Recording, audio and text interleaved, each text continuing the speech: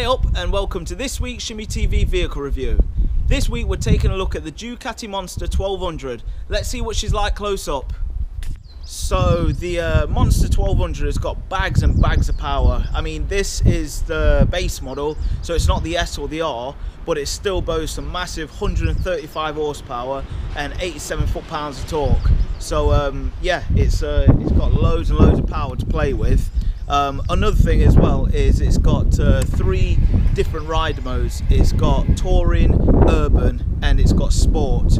I haven't worked out yet whether I can turn the traction control and ABS and all that off completely.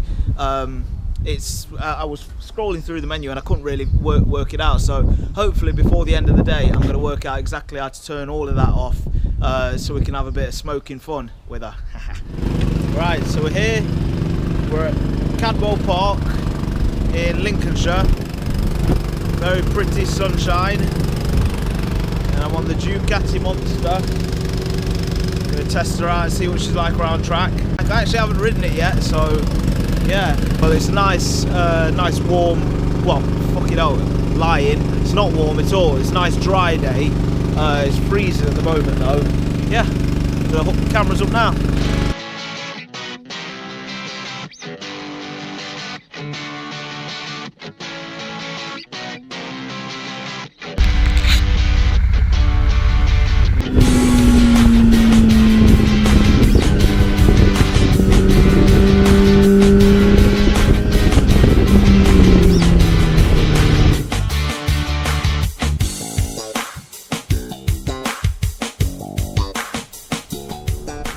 So the Ducati Monster 1200, all in all, even though it's not designed to, it's not designed for track use, it's a wicked bike. It is a lot of fun.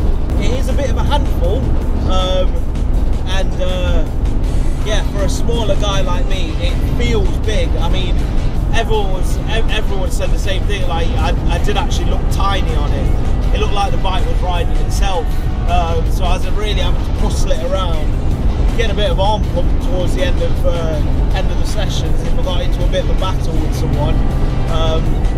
But yeah, all in all, a brilliant bike. The freaking electronics on it are brilliant, really, really good. I had it in sport mode for the whole day, and the traction control works absolutely brilliantly. So I suppose it's just an all-round good bike.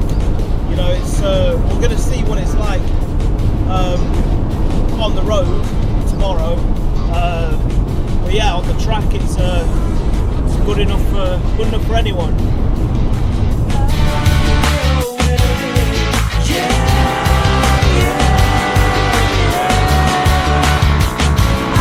Riding wise, on the road, it's a super great bike. It really is. I mean, it's dead easy to ride on the road. The way Ducati have set the 1200 engine up to have a lot more low down grunt works brilliantly, especially around town. I mean, I've tried it in the different modes, urban and sports and whatnot. But to be honest, I've just left it in sport majority of the time. Bloody hell, has it got some grunt? I mean, seriously, this thing's wheeling first, second, and third just off the throttle. It's really grunting. As soon as you touch the throttle, it's bang gone. Whereas you flick it into urban, it's a completely different bike. So kind of no matter what you want out of the bike, whether you want something that's a real brute, or you want something that's just nice and comfortable and easy to nip around town and probably chuck someone on the back or whatever. Yeah, you chuck it into urban and it's super easy to ride.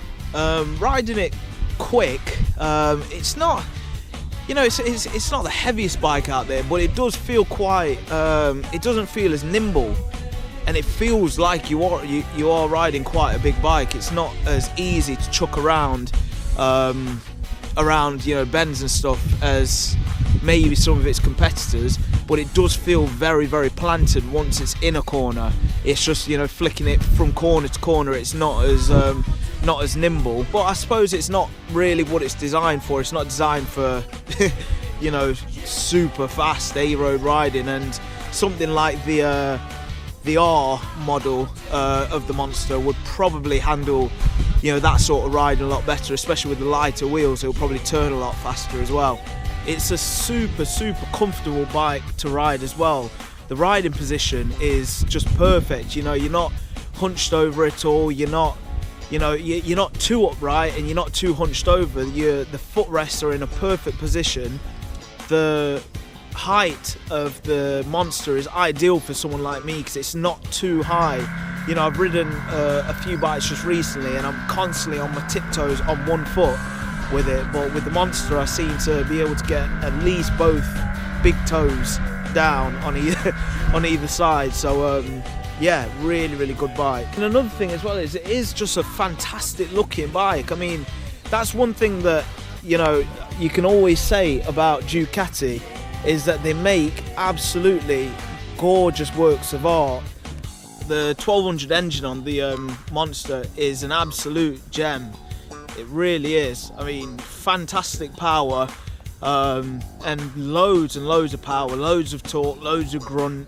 I mean, so much that I can't. I mean, it'd be interesting to see what the R with 25 extra horsepower must ride like, because this thing's got power all the time. So I've managed to have another little play on the Monster today, and the more time I spend on the bike is the less I want to give it back. I've managed to work out how to turn off the traction control, which was fun.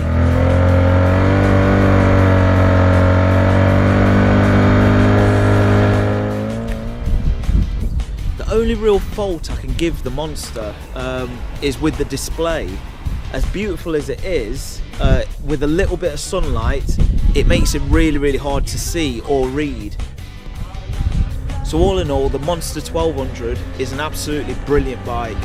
If you're after something that's comfortable, easy to ride, easy to get on with, and it's got loads and loads of power, then the Monster 1200 is definitely the bike for you. If you're after something that's a little bit more head down, knee on the floor sort of action, then I'd more go for something like the S or the R model of the Monster, as I think they'd be a little bit better suited to that style of riding.